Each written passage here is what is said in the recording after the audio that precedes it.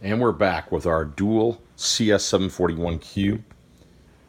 We're going to do a little test spin for you here in a second. The deck is going to go right into a Luxman J100 EQ and then to our vintage Sansui 5000A receiver and through a couple stacks here of Sansui speakers. As I said in the previous video, all the adjustments and everything have been made. Cosmetically, this unit I'd say is like a 7.5 or an 8 out of 10. A couple of scuffs on the plinth. Nothing that couldn't be, addressed. Power button was replaced. There's some scuffing still on the lid. I took some of the really nasty ones out, but there's still some left. There's no cracks in it. But to be bluntly honest with you, I used to put a lot of time into buffing these lids out and getting them just perfect. And it wastes about 4 to 6 hours of my time. It doesn't make me a dime more. So if somebody wants this one to look perfect, let me know and we'll work something out for you. So without any further ado, we're going to go ahead and do a test spin. Let's power her on. This is a fully automatic turntable. We've got her on quartz right now, so she should lock in. I'm going to go ahead and press start.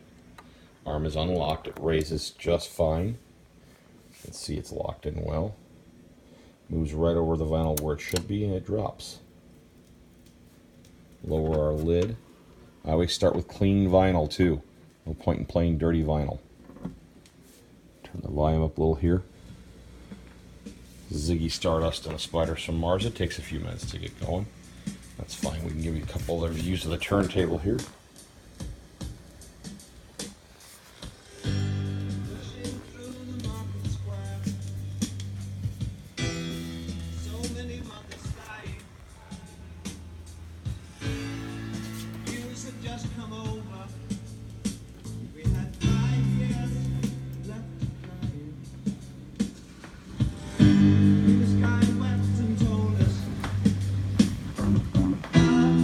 Sounds really good. It's got a TK, I believe TK55E cartridge. There are adapters that allow you to put a 1/2-inch cartridge on this one. I'm going with the original, and it's got a new stylus. And by original, I mean the original fit. This one actually came with a different cartridge, a really good cartridge, but they don't make the stylus for it anymore. Cartridge is available at a different auction. If anybody has a stylus, best of luck.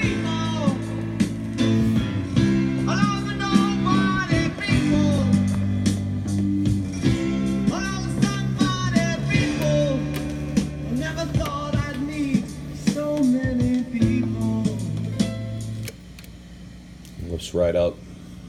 Press stop. She goes right back to her perch. Working as intended. I double box all the turntables I rebuild. You guys spend good money on them. I spend a lot of time redoing them. So I do double box.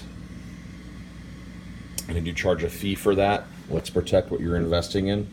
This is a great example of some late vinyl technology. I believe this is somewhere between 82 and 85, but I honestly didn't look for any date codes while I was inside it. Maybe I can dig something up before we post the auction. So at any rate, hope she finds a good home. Again, pretty rare for the US, and best of luck.